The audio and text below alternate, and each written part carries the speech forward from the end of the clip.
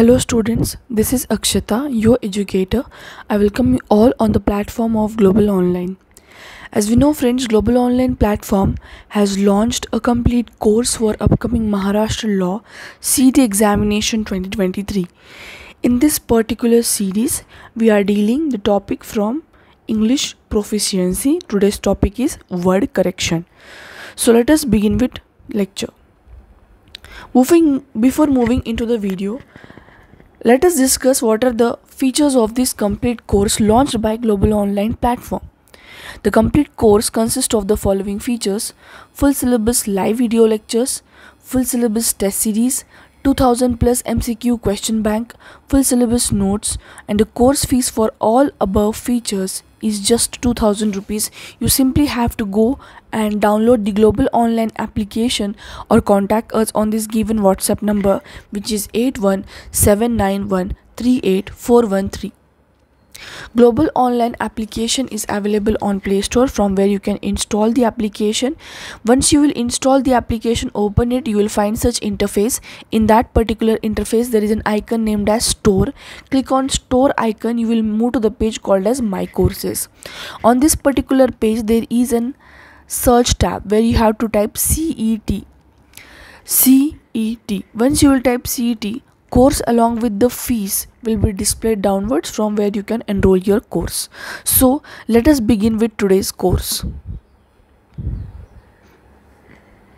So I have given you here few sentences. Okay, in this particular sentences I'm going to underline some of the words. You have to find out whether this particular word is spelled correctly or not. Okay, so today's topic is all about the word correction, and we must be able to understand what particular word is properly spelled or it is misspelled, we can say. Okay, also commonly confused words like homophones will be given, and there you have to understand that particular word has been used in the proper way or not. Okay, also difference in noun or adjective and adverb or forms of the words are also given over here. Okay, so let us begin with the first question so that you will be able to understand. So here I'll underline few of the words, which is center, always, crowded, and tourist. Okay, now question क्या है? The city center is always crowded with tourists. Okay आपको यहाँ पे मैंने पहले तो 4 option दिए, इसको भी ऑप्शन नंबर ई कर देना. ओके, पहले क्वेश्चन समझ लेना अच्छे से. जो सेंटर है SENTER, ये ऑप्शन नंबर ए है आपका. ऑप्शन नंबर बी है ऑलवेज, ऑप्शन नंबर सी है क्राउडेड, ऑप्शन नंबर डी है tourist, and option number E is all correct. It means in चारों 5 ऑप्शंस में से आपको कौन सा मिसस्पेल्ड ऑप्शन है वो चूज़ करना है. अगर पूरे स्पेलिंग्स राइट होंगे तो you have to go for all correct. Okay, so the very first statement, the city centre is always crowded with the tourist. I am so sorry for my voice. Okay, I am not actually well, so I am not able to carry out the class with a graceful manner. Okay, so the first question is, the city center is always crowded with tourist. Okay, in this particular statement, the city center, this center, always, crowded is also correct, tourist is also correct spelling, always का भी spelling correct है, but जो center यहाँ पे इन्होंने use किया है that is wrong. Centre का स्पेलिंग क्या आना चाहिए? CENTER. सो यहाँ पे जो मिस स्पेल्ड स्पेलिंग है, ओके, जिसका स्पेलिंग रॉन्ग दिया है, that is option number A, which is centre. Okay, nextly अभी यहाँ पे देखना है सेकेंड क्वेश्चन. इसी तरीके से हम आगे के क्वेश्चंस भी सॉल्व करेंगे. Okay, sorry. Had a toothache, so I took an appointment with a famous dentistry. All correct. So यहाँ पे मैं जो वर्ड्स को अंडरलाइन कर रही हूँ वहाँ पे फोकस करना है. First one is toothache, option number A. Appointment, option number B. With a famous, C. Dentistry D, all correct. ठीक है, अभी यहाँ पे देखना, I took, I had and toothache. Toothache का तो स्पेलिंग सही है, ठीक है। टूथेक, टूथेक मतलब दांत में दर्द। सो हमने क्या लिए, अपॉइंटमेंट लिए। अपॉइंटमेंट का भी जो स्पेलिंग है वो सही है, राइट। अपॉइंटमेंट का स्पेलिंग भी सही है। और जो जो वर्ड्स हमें दिख रहा है वो लिखते भी जाना है साथ में, ठीक है। वो वर्ड्स लिखते भी जाना है। टूथेक का भी वर्ड लिखते जाना है, अपॉइंटमेंट भी लिखना है, भले ही वो सही क्यों ना हो, लिखना है हमें, right. Next word is famous. Famous भी सही है। यहाँ पे दिया डेंटिस्ट्री। सो हम डेंटिस्ट्री को जाएंगे या फिर डेंटिस्ट के पास जाएंगे, वो तो प्रोसेस है, dentistry is the process. But toothache होने के बाद हमने अपॉइंटमेंट ली विद अ फेमस, डेंटिस्ट्री आना चाहिए, डेंटिस्ट आना चाहिए, डेंटिस्ट आना चाहिए, राइट। सो यहाँ पे जो डेंटिस्ट्री वर्ड है वो गलत दिया है। जो डी ऑप्शन है वो मिसस्पेल्ड है। क्या है, मिसस्पेल्ड है।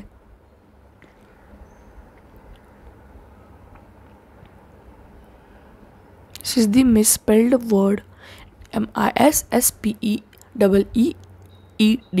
ओके। तो यहाँ पे देखना, डेंटिस्ट, डेंटिस्ट स्पेलिंग क्या आएगा डेंटिस्ट का, right it down, note it down.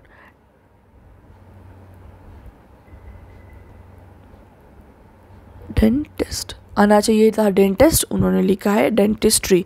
तो ये था हमारा वर्ड करेक्शन यहाँ पे इस स्टेटमेंट में। Moving on to the question number 3, it isn't safe to swim in a weather like this. Option number D is all correct. अभी देखते हैं, इट इजंट सेफ, सेफ को कर लेना अंडरलाइन पहली बात। तो अभी ये यहाँ पे जो क्वेश्चंस है, एक तो एग्जाम में इसको अंडरलाइन करके आएगा या फिर इसको बोल्ड करके आएगा, okay. I am so sorry. यहाँ पे आपको एक तो अंडरलाइन करके आएगा या फिर बोल्ड करके आएगा, okay. So it isn't safe to swim, this is option number B, not 8, okay, in a weather like this, all correct। Option क्या क्या है, पहला ऑप्शन नंबर ए है safe, option number B is swim, option number C is weather, and option number D is these. So option को देख के अभी right option कौन सा है वो चूज़ करना है। और राइट ऑप्शन कौन सा रहेगा, जो मिसस्पेल्ड है, ठीक है, जिसका स्पेलिंग यहाँ पे गलत है। It isn't safe to swim in a weather. Weather का स्पेलिंग अभी दो कन्फ्यूजन हो सकता है। एक होता है वेदर, जो कि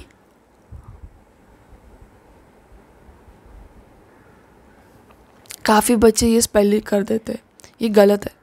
This is the right spelling of weather regarding the climate, right?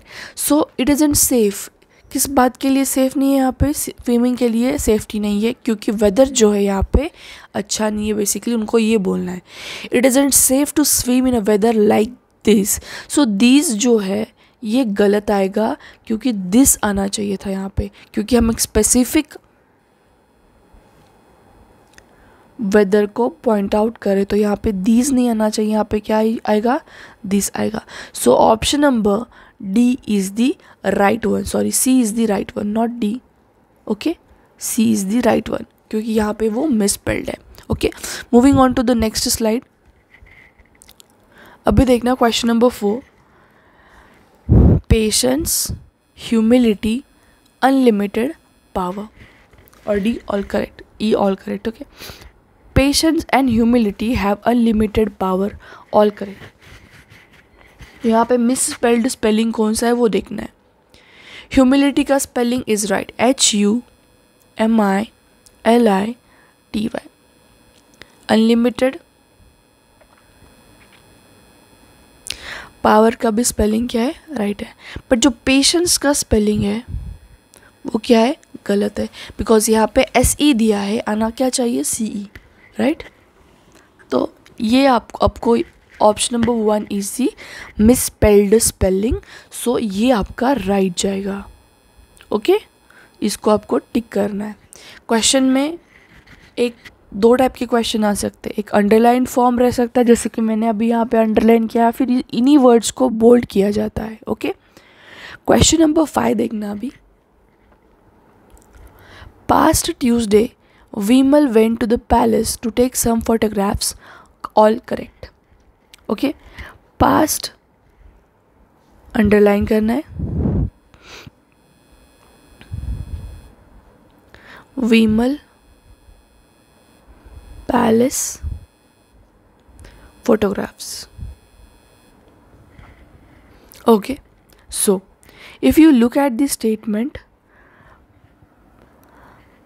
past Tuesday Vimal went to the palace to take some photographs. So यहाँ पे विमल जो है she went on Tuesday, she went to the palace, PALAC, ये भी spelling correct है।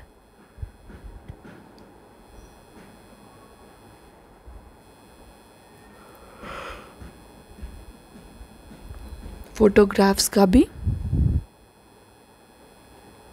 Spelling जो है correct है। विच स्पेलिंग इज़ रॉन्ग, और जहाँ यहाँ पे एक नाउन, एडजेक्टिव और एडवर्ब भी गलत हो सकता है। हर बारी ऐसा ही नहीं होगा कि वर्ड जो है मिसस्पेल्ड है। कभी कभार नाउन, एडजेक्टिव, एडवर्ब भी गलत हो सकता है। समटाइम कंफ्यूज वर्ड्स भी दे सकते हैं उसके अंदर, मेनली होमोफोन्स दे देंगे। ओके, सो ये चीज़ हमें ध्यान में रखनी है। ओके, सो यहाँ पे पास्ट नहीं आना चाहिए था मैम, यहाँ पे आना चाहिए था लास्ट ट्यूसडे। क्या आना चाहिए था? Last Tuesday. So last Tuesday Vimal went to the palace to take some photographs. So यहाँ पे जो मिस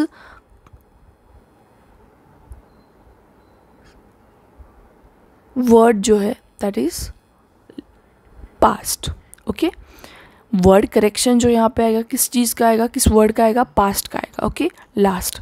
सो अभी देखना question number 6, the delicious lunch at the hotel satiated my hunger and desire, all correct.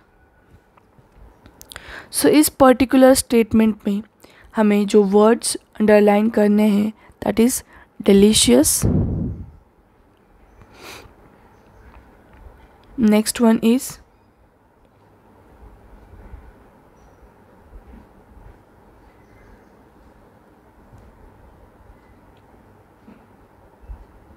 Desire. Okay, so यहाँ पे देखना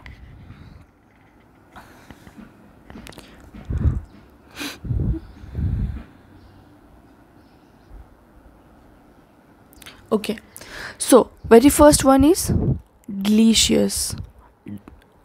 okay, second one is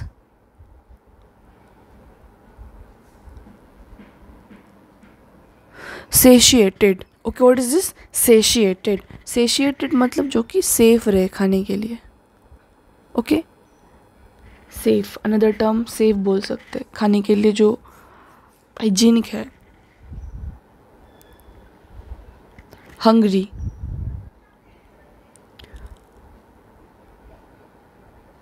and desire. So यहाँ पे जो पूरे वर्ड्स है all are rightly spelled. Okay, all are rightly spelled. Delicious, right. Satiated that is which is safe, जिसे हम बोल सकते हैं जो खाना सेफ होगा उसको हम क्या बोलेंगे? Satiated. Hungry and desire. So the delicious lunch at the hotel satiated my hunger and desire. So यहाँ पे जो चारों भी वर्ड्स है उनका करेक्टली यूज़ किया है। So the all the words are correct. So option number E, all correct, will be the right answer to the question.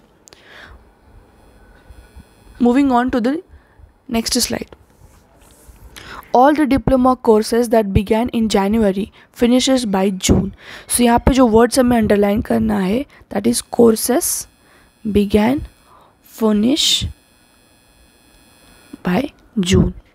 Okay, तो जो right answer जाएगा it will be finish, because हमें use क्या करना था? Finish, कि जो पूरे डिप्लोमा कोर्सेस है that began in January finishes by June. तो फिनिश यहाँ पे यूज़ किया उन्होंने। तो ये क्या है, गलत है, इजीली इनकाउंटर हो सकता है ये, राइट, फिनिश है। Okay, so next statement, you can borrow this book if you promise to return it all correct. Option A के अंदर क्या क्या, बोरो, ऑप्शन बी के अंदर बुक, ऑप्शन सी में promise, and option number D के अंदर रिटर्न, राइट। बोरो का स्पेलिंग बुक का भी, प्रॉमिस का भी, रिटर्न का भी, ठीक है, तो यहाँ पे क्या आना चाहिए, all correct, all correct. Okay, moving on to the next statement, salaries of the bank employees are likely to go above by 10%.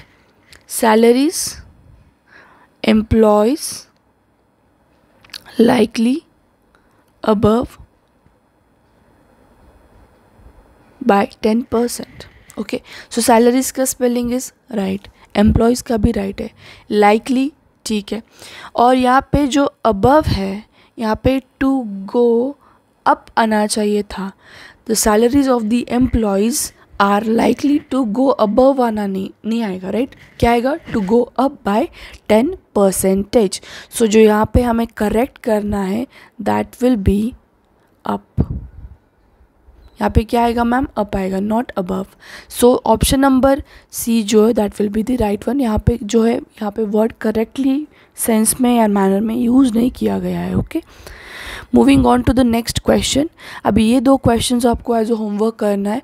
The very first one is, I don't have enough money to be able to afford an expensive holiday, all correct. Underline कौन सा करना है, काफ़ी simple है, आप पढ़ के भी इसको सॉल्व कर सकते हैं। इनफ, अफोर्ड, एक्सपेंसिव और हॉलीडे, ठीक है। ऑप्शन नंबर 11 क्वेश्चन नंबर 11 के लिए, he used all his skills to calm the agitated union leader and bring him to the negotiation table, all correct.